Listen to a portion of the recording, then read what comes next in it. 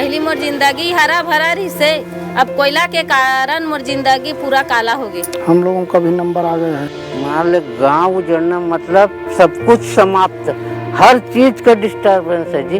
वो अपना घर चला जाता है तो आदमी को यह आभास हो जाता है कि हम कहीं का नहीं रहे। पूरा ब्लास्टिंग में घर है, हालत है पूरा फट गए है, ब्लास्टिंग में घर है। अभी दोपहर में देखेंगे यहाँ पूरा बादल छा जाएगा धूल का। सही में दिक्कत हो रही है यार।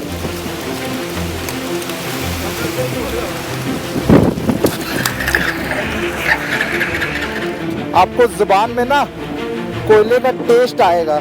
और डबल यहाँ फसल लेते थे किसान लोग, डस्ट के चलते कोई फसल नहीं मिलेगा, कोई सब्जी नहीं मिलेगा। और हमारे खेत है ना एकदम नजदीक में, हवा नौकर नुकसानी नहीं देते और हमने एक भी धान नहीं पात है खेत में। यानी गांव नहीं आया है, खदान आई है। वो देखा जाए तो हमारे लिए अभिशाप बन गया है भाई। प्रदूषण बहुत ज्यादा है, इतना मोटा डस्ट। सुबह आके पूरा झाड़ू पोछा लगा के उसको साफ करता हूँ। एक बोरी कोयला बजावे हम पूरा जंगल उजाड़ दी। क्या पहले तो आप ही लोग बोले थे कि इसमें नौकरी लग जाएगा, फार्म डाल दो करके। अब इतना दिन घुमा फिरा कर लेट कर दिए हैं और अब कह रहे हैं कि नहीं लगेगा। जैसे अंग्रेजों का है, 2 गांव में खुद डाल देते हैं, 2 आपस में गांव को तोड़वा देते हैं। कुछ लोगों को नौकरी दे देते हैं और कुछ को नहीं देते हैं। भाई तोरो करा अदालत है तो मोरो का तो अदालत होगा। जैसे कि हमारे गांव के उजाड़ने उसको, तो पहले हमारे बसने की व्यवस्था करें। विकास इसके लिए होना चाहिए, हमारा भी विकास होना चाहिए। हम भी देश के नागरिक हैं। आवाज नहीं उठाओगे तो लोग तो ऐसे रहने देंगे।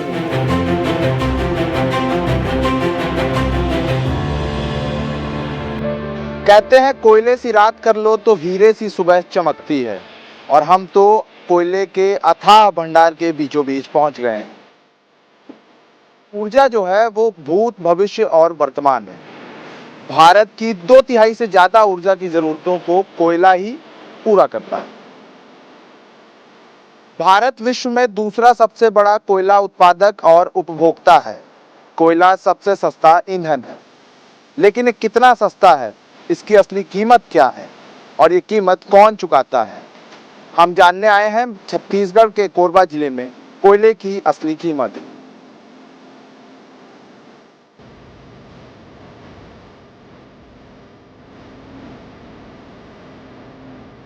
बताओ, तुम लोग रोज ऐसे ये धूल से ही जाते हो?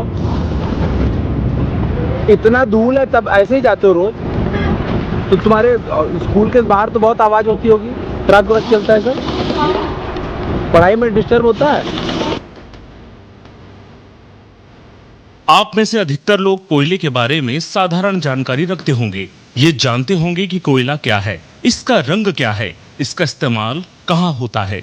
लेकिन कभी सोचा है कि जिस जगह से कोयला निकलता है वो जगह कैसी दिखती होगी? उन इलाकों के लोग कैसे होंगे? उनका जीवन कैसा होगा? उनकी दिनचर्या क्या होगी? वो क्या देखते और क्या सहते होंगे? उन इलाकों के नदी नाले कैसे होंगे? उन इलाकों की सड़कें, दुकानें, खेत खलिहान कैसे होंगे? हमारा आपका खेत अगर हाईवे के नजदीक पड़ जाए तो हम में से ज्यादातर लोग खुश हो जाएंगे, क्योंकि जमीन का मुआवजा बहुत अच्छा मिलेगा। सोचिए कि जिनके खेतों के नीचे काला सोना मिल जाए, उनकी किस्मत कितनी चमकी होगी। पीछे ये जो दिख रहा है ना माइंस आपको, वहाँ पर मेरी गांव हुआ करती थी, पोड़ी ग्राम, जहाँ पर मेरे पूर्वजों की संपत्ति थी। मेरा पूरा परिवार वहाँ रहता था, मेरे दादा, मेरे दादी, मेरे मम्मी पापा, मेरे फैमिली के सारे लोग। चिड़ियों की चहचहाहट सुनाई देती थी, आपके नदियों की कलकल की आवाज़ सुनाई देती थी, जहाँ पर मेरा पूरा परिवार विस्थापित हुआ करता था। उस समय ये कोई माइंस वाइंस नहीं था, उस समय हरे भरे पेड़ पौधे होते थे, हमारी खुद की कृषि होती थी। अभी जहाँ पर गेवरा खदान चालू है जी, वहाँ पर आपकी पहले जमीन होती थी जी, घर भी था जी। क्या नाम था उस गांव का? पौड़ी। कितने घर रहे होंगे भैया उस समय? क्या आबादी रही होगी उस समय? की आबादी केवल ज्यादा नहीं था, उसमें 700-800 के करीब थे वहाँ। अच्छा। और वहाँ से 380 एकड़ जमीन अधिग्रहित हुआ था। अच्छा। वो अपना घर चला जाता है तो आदमी को यह आभास हो जाता है कि हम कहीं का नहीं रहे। नहीं, यहाँ तो पानी का समस्या है, प्रदूषण का समस्या है, ब्लास्टिंग का समस्या है, रोजी रोटी का समस्या है। ब्लास्टिंग होता है तो घर पूरा हिलते हैं, फटता है, कभी भी दहशत में रहते हैं कि कब घर दब जाए, धंस जाए। कई लोगों को घटना भी हो चुका है अभी तक। छत्तीसगढ़ देश के मध्य क्षेत्र में बसा एक ऐसा प्रदेश जो महज 2 दशक पहले अस्तित्व में आया। प्रदेश वैसे तो अपने विभिन्न रंगों के लिए फेमस है, लेकिन काले रंग के सोने यानी कि कोयले के लिए कुछ ज्यादा ही चर्चाओं में रहता है। इसी प्रदेश में है कोरबा जिला, वो जिला जो भारत को सबसे ज्यादा कोयला देने के लिए भी जाना जाता है। अरबों रुपए के इस खान के आसपास ग्रामीणों का जीवन अस्त व्यस्त हो गया है। कई परिवारों के दिन दहशत में गुजरते हैं, तो कई लोग आज भी मुआवजे और नौकरी के वादे को सच होता देखने के लिए जिंदा है। लोगों को दुखदाई जो दर्द है, पीड़ा है, वो जिससे गुजरना पड़ रहा है, क्योंकि 2004 में अर्जन हुआ है। आप सोच सकते हैं 2004, अभी 2024, अभी तक जो घर बना है उसका मूल्यांकन हुआ है, लेकिन पैसा नहीं मिला है। तो आपका जो मकान जो अर्जन हुआ था वो आपके पिताजी के समय हुआ था, आप थे वहाँ? जी, जमीन तो मेरे पिताजी का है। हाँ। और पिताजी के ही नाम में है। अच्छा, तो उनको भी नौकरी वगैरह कुछ नहीं? नहीं, वो तो अब बूढ़े हो चले और हम भी बूढ़े हो जा रहे हैं, लेकिन अभी तक नौकरी नहीं दिया गया। जोरलिया का जो 552 एकड़ है उसमें 113 एकड़ भी एक्वायर हुआ है, उसमें मेरा भी जमीन उसमें अर्जन हो गया है, कहने मतलब है। 2004 में नियम लागू था, अगर आदमी के पास अगर 1 डिसमिल भी जमीन है तो उसको नौकरी दिया जाएगा। भाई गुंडागर्दी है शासन प्रशासन की, सीधी बात।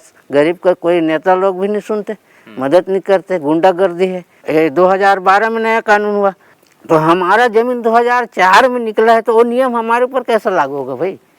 आप बताइए, लागू होगा क्या? इसमें यह है कि बड़ा आदमी बड़ा बनते जा रहा है और जो गरीब तत्व के हैं वो नीचे धंसते जा रहे हैं। उनकी नियम यह है कि 2 एकड़ हर किसी के पास तो होता नहीं है। 2 एकड़ जिसके पास जमीन है उसी को नौकरी के लिए प्रावधान है, बाकी लोगों को कोई प्रावधान नहीं, उसको ऐसे खदेड़ देते हैं जैसे कोई जानवर। 2 वर्ष पहले प्रकाशित एक रिपोर्ट की माने तो कोरबा में रायपुर शहर के आकार के बराबर 24,364 हेक्टेयर भूमि कोयला और बिजली कंपनियों के पास है। कोयला खनन का चौतरफा प्रभाव हर जगह दिखाई देता है, फिर चाहे वो शहर को ढकने वाली राख की मोटी धुंध हो या फिर खदानों में समाहित हो चुके गांव और उस गांव के लोग। इलाकों में कई घर तो ऐसे भी है कि दहलीज से निकलकर अगर आंख मूंद कर 2 कदम चल दे तो सीधा खदान में गिरेंगे। इन खदानों से न सिर्फ कंपन, घरों में दरार पड़ने जैसी समस्याएं आती है, बल्कि कृषि पर आश्रित ग्रामीणों के लिए फसल उगाना भी मुश्किल हो चुका है। खदान के चलते ना इतना डस्ट है, आप तालाब में सुबह जाके देखिए, और डबल यहाँ फसल लेते थे किसान लोग। डस्ट के चलते कोई फसल नहीं मिलेगा, कोई सब्जी नहीं मिलेगा आपको। अभी दोपहर में देखेंगे यहाँ पूरा बादल छा जाएगा धूल का। अब ब्लास्टिंग के टाइम में तो आप इसी एरिया में रहेंगे ना, आपको पता चलेगा कितना वाइब्रेशन है। 2015 में केंद्रीय प्रदूषण नियंत्रण बोर्ड द्वारा कोरबा को गंभीर रूप से प्रदूषित क्षेत्र के रूप में पहचाना गया था। ग्रामीणों की बातें सुनकर हम भी खदान से सटे खेतों का जायजा लेने पहुंचे, लेकिन वहां जाकर जो हालात दिखे वो इनकी चिंता से ज्यादा भयावह थे।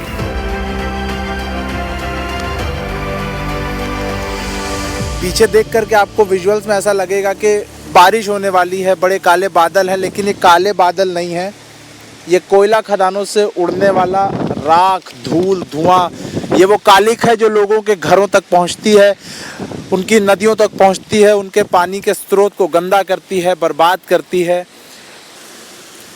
अभी यहाँ पर सांस लेने में भी दिक्कत है। आप मतलब पता नहीं आप इस बात को कैसे समझेंगे, शायद ऐसी किसी जगह खड़े होंगे तब समझ पाएंगे कि इन कोयला खदानों के बगल में बस रहे इन लोगों के जीवन में क्या चल रहा है, इनकी क्या परिस्थिति है।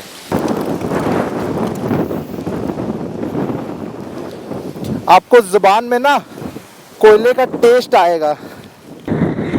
ऐसे ही दिन होता है कि ज़्यादातर टाइम ऐसे ही रहता है ऐसे?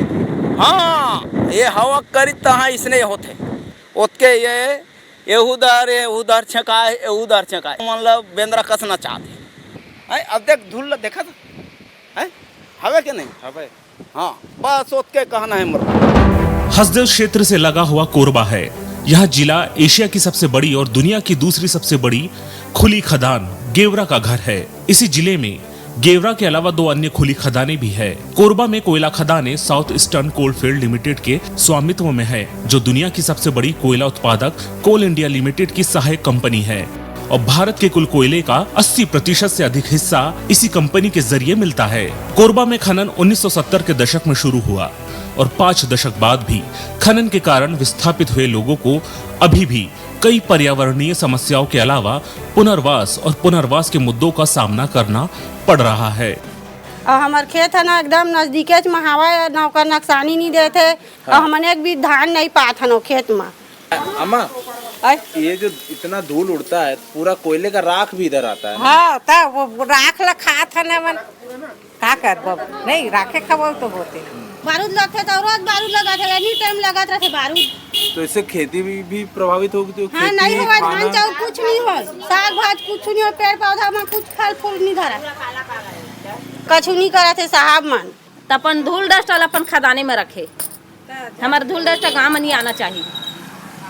कोरबा जिले के सुआबोड़ी गांव की ये कहानी सिर्फ सुआबोड़ी गांव की नहीं, ये कहानी कोरबा जिले के कई और हिस्सों की है जहां पर कोयला खदानें हैं। इन कोयला खदानों से बहुत पैसा बाहर निकलता है, बहुत कोयला बाहर निकलता है, लाखों करोड़ों परिवारों को बिजलियां पहुंचती हैं, पूरा शहर इनसे चमकता है और तमाम तरह के और विद्युत उपकरण सब चलते हैं। लेकिन जिन लोगों की ज़मीनों के नीचे से कोयला मिलता है उन लोगों की ज़िंदगी की हालत बहुत दयनीय स्थिति में है। इस कालिख के अलावा भी इन जिलों में बहुत कुछ स्याह है। एक रिपोर्ट के मुताबिक इस खनिज समृद्ध जिले में 41% लोग गरीबी रेखा से नीचे जीवन यापन कर रहे हैं। जिले की 32% से अधिक आबादी स्वास्थ्य, शिक्षा और बुनियादी सुविधाओं के मामले में गरीब है। हमारी जमीन लिया जा रहा है, लेकिन उसके एवज में हमारा जो विकास होना चाहिए, हमारे भाई बंधु को पढ़ाई लिखाई क्षेत्र में मिलना चाहिए, कुछ नहीं दिया जा रहा है। कहने मतलब है मात्र जो हो रहा है मात्र कागजी कार्रवाई बस हो रहा है। सर मैं भी चाहता हूँ कि मतलब मैं भी ऐसे उद्योग में काम करूँ, अच्छा सा एक्सपीरियंस पाऊँ करके, बट होता क्या है जो बाहर के व्यक्ति हैं वो आकर यहाँ काम करने लग जाते हैं, उन्हीं को ही लिया जाता है। जो हम लोग कुशल हो रहते हैं उनको नहीं लेते हैं, जो बाहर से जो एक्स्ट्रा पैसा वगैरह चार्ज करके वो लग जाते हैं। ऐसा सर हो रहा है। अच्छा। जब खदान खुला तो हम लोगों को ज़मीन को तो जल्दी ले लिए। जब हम लोग नौकरी मांग रहे हैं तो क्यों जल्दी नहीं दे रहे हैं। मेरे पति के नाम राम किशन श्याम है। वो नौकरी के लिए 2007 में फॉर्म डाले थे और साहब लोग अब कह रहे हैं कि 2007 से अब 2024 लग गए हैं। अब बोल रहे हैं साहब लोग इसमें नहीं लगेगा, कह रहे हैं। जब पहले तो आप ही लोग बोले थे कि इसमें नौकरी लग जाएगा, फॉर्म डाल दो करके। अब इतना दिन घुमा फिरा कर लेट कर दिए हैं और अब कह रहे हैं कि नहीं लगेगा, कह रहे हैं। मेरे ख्याल से ये सरकार के लिए एक विकास है। लोगों का घर उजाड़ना, लोगों को तकलीफ़ों में डालना, लोगों को पॉल्यूशन में ढकेल देना, उनके परिवारों के साथ खिलवाड़ करना, अच्छे खासे जीवन यापन को दर्द भरी जीवन में तब्दील करना शायद सरकार का एक विकास है। वर्ष 2019 में छत्तीसगढ़ से एक वीडियो वायरल हुआ। वीडियो में दिख रहा है कि एक नदी है जो बाढ़ के कारण किसी खदान में घुस रही है। नदी अपना स्वाभाविक रास्ता छोड़कर आखिर किसी खदान में क्यों जा घुसी। वो लीलागर नदी जो सरल नदी थी, कोरबा में हजारों परिवारों का पेट पालती थी, वो अचानक से विध्वंस क्यों हो गई। और यहाँ से घुस गया खदान में। खदान पूरा बूढ़ गया। हाँ डूब गए। अब गड्ढा जहाँ बहुत पानी रहे, अब बतौती में कहें मशीनों बूढ़े है, ऐसे कहें नदी है पूरा आरी से तो फूट गए। वो पाल नहा के जी वाले खदान में पहले ही नदी का जो तह था उसको काट दिया था। और जब बरसात के समय आया उस समय तो बहुत ज़्यादा बारिश हुआ। बारिश होने के तहत में नदी फूट गया, महीस में चला गया। –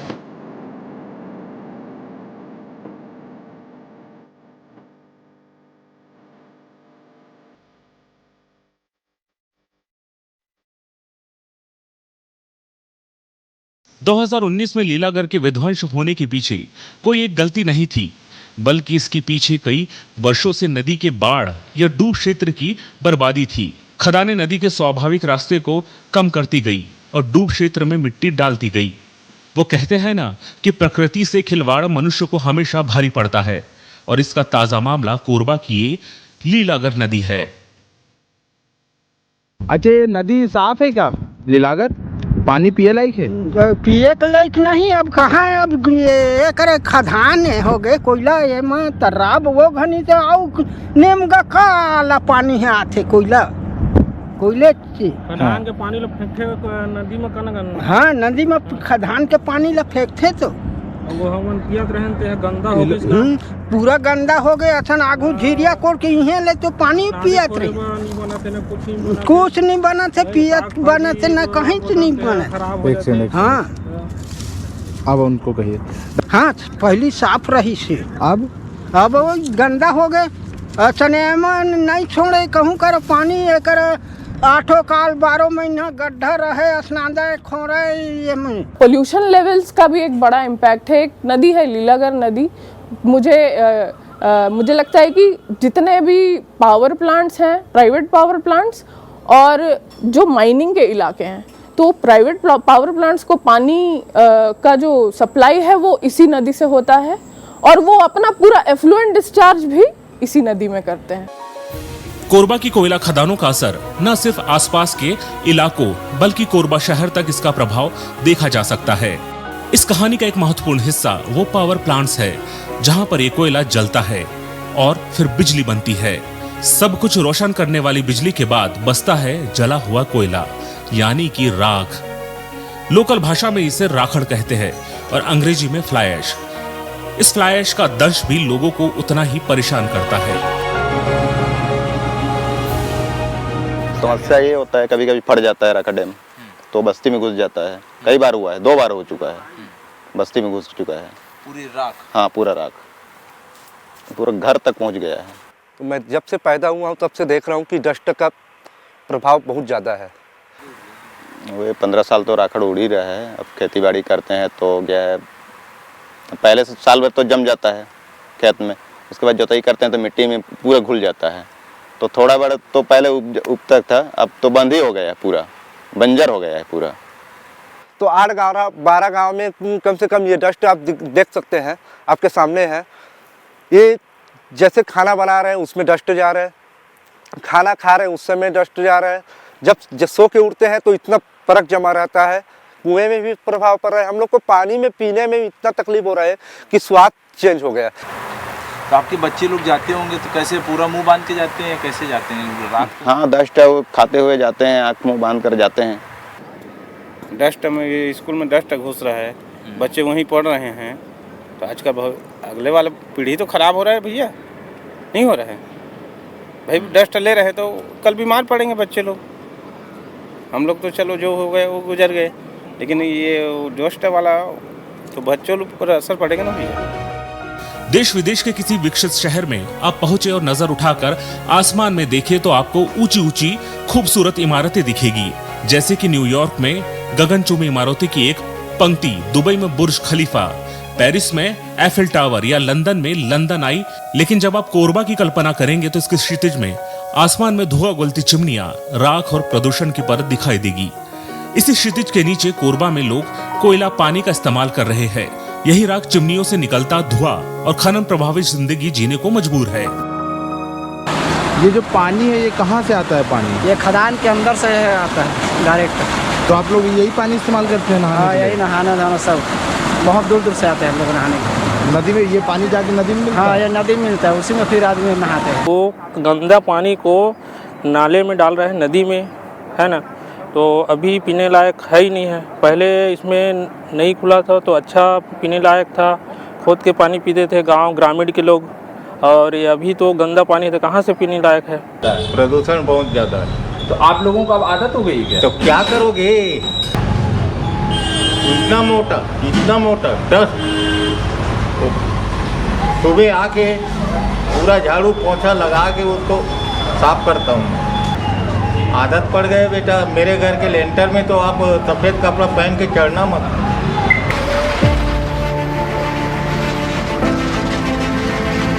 आपको लग रहा होगा कि प्रदूषण नई बात नहीं है, लेकिन प्रदूषण विस्थापन, खाना प्रभावित जिंदगी से संघर्ष, महिलाओं के लिए कठिनाई का एक नया आयाम लेकर आता है। लेकिन उस अनुभव ने उसे बदल दिया। कंप्यूटर में स्नातकोत्तर की डिग्री के साथ बबीता अब अपने गांव के सबसे शिक्षित लोगों में से एक है। वह अक्सर कोरबा के लोगों के लिए न्याय की लड़ाई में सबसे आगे रहती है। बबीता की कहानियां कोरबा के कई गांवों में गूंजती है। बबीता बताती है कि आखिर अपना सब कुछ खो देने की इस लड़ाई में महिलाओं के लिए क्या चुनौतियां है।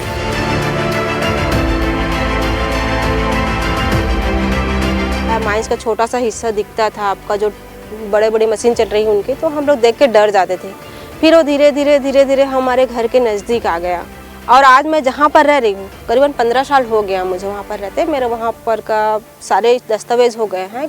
आपके पास 2 एकड़ नहीं है तो आपको नौकरी नहीं मिलेगी, और प्लस आप अगर लेडीज़ हैं तो आपको लिए तो कोई सुविधा ही नहीं है। अच्छा, लेडीज के लिए मतलब नौकरियां है ही नहीं? नौकरियां अब जाके दिए शायद, लेकिन 2 एकड़ ज़मीन उनके लिए होना चाहिए, लेकिन उनको रिश्तेदार में नहीं दिया जाता। अगर आप लेडीज हो, मुझे तो बोला गया मेरे परिवार में आप अनमैरिड हो तो आप मम्मी पापा के साथ जॉइंटेड हो, और आप मैरिड हो तो आप यहाँ के नहीं हो, यहाँ से शादी होकर चले गए हो। तमाम परेशानियों के बाद भी कोरबा के ग्रामीणों का कहना है कि देश को अगर कोयले की जरूरत है तो वो शहर अपनी जमीनें देने को तैयार है। उनकी एक ही शर्त है कि जिस विकास के लिए उनको उजाड़ा जा रहा है उस विकास में उनको शामिल किया जाए। राष्ट्र सर्वोपरि मान रहे ना, हम भी मानते हैं राष्ट्र सर्वोपरि। हम लोग पूरा खिलाफ नहीं है कोयला खनन के लिए, शायद ये शहरों के विकास के लिए है, लेकिन राष्ट्र हित में अगर हम लोगों की जमीन में कोयला जा रहे हैं बिल्कुल देने के लिए तैयार है। फिर हम राष्ट्र के लिए देना तो हमारा भी तो हित होना चाहिए। लेकिन हम लोग ये चाहते हैं कि हमें सिर्फ पॉल्यूशन के गर्भ में न धकेला जाए, उस विकास के दायरे में हम लोग को भी लिया जाए, हम लोग का फैमिली, हम लोग का परिवार, हम लोग के गांव को भी विकास की तरफ लिया जाए। राष्ट्र हित में जान देना, जमीन देना, घर देना, गांव देना, सब कुछ दे देने को तैयार हैं ये लोग। इनकी एक छोटी सी मांग है कि ये लोग चाहते हैं कि जिस राष्ट्र के लिए, जिस देश के लिए उनकी ज़मीनों को हथियाया जा रहा है, उनके घरों को उजाड़ा जा रहा है, गांव के गांव नष्ट हो जा रहे हैं, उस राष्ट्र के विकास में, उन सुख सुविधाओं में, बिजली, पानी, सड़क, बेहतर शिक्षा, बेहतर स्वास्थ्य में उनकी भी हिस्सेदारी हो, उनकी भी भागीदारी हो। ये जो धूल उनके इलाकों में पसरी हुई है, उनके हिस्से में सिर्फ ये धूल बस ना आए, उनके हिस्से में शहरी विकास भी आए, वो विकास जिसका वादा हमारी सरकारों ने, हमारी व्यवस्था ने उनसे किया है।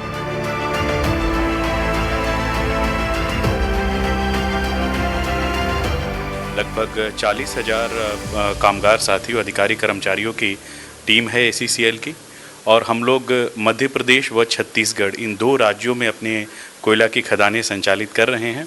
यदि मैं कुल उत्पादन की बात करूं तो लगभग जो हम 167 मिलियन टन उत्पादन करते हैं उसमें 150 मिलियन टन प्लस जो उत्पादन है वो खुली खदानों से आता है, और इसमें अधिकांशतः उत्पादन जो है वो छत्तीसगढ़ राज्य से आता है, क्योंकि छत्तीसगढ़ राज्य के कोरबा कोलफील्ड्स में जो हमारी गेवरा, दीपका, कुसमुंडा मेगा प्रोजेक्ट्स हैं उनसे लगभग 70% जो ACCL का प्रोडक्शन है। और ये देश की ही नहीं, अभी तो हमारी जो गेवरा खदान है कुछ रोज़ पहले ही इसको भारत सरकार ने 70 मिलियन टन प्रति वर्ष का पर्यावरणीय स्वीकृति दी है। तो यह खदान छत्तीसगढ़ राज्य ही नहीं, देश ही नहीं, एशिया की सबसे बड़ी खदान ये होने जा रही है। रोजगार की बात करूं तो इस वर्ष मतलब अभी तक फरवरी महीने तक और उससे पहले वाले वर्ष में, दोनों वर्षों में रिकॉर्ड रोजगार दिए गए हैं। उदाहरण के लिए पिछले वर्ष हम लोगों ने अराउंड 782 एग्जैक्ट फिगर रहेगा, इतने व्यक्तियों को रोजगार स्वीकृत किए गए, जो कि पिछले 1 दशक में सर्वाधिक रहे हैं।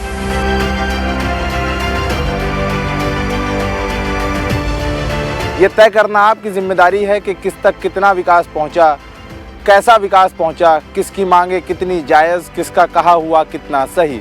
लेकिन अगर आपको लगता है कि कहानियां ज़रूरी हैं और दिखाई जानी चाहिए तो देखते रहिए विस्तार न्यूज़।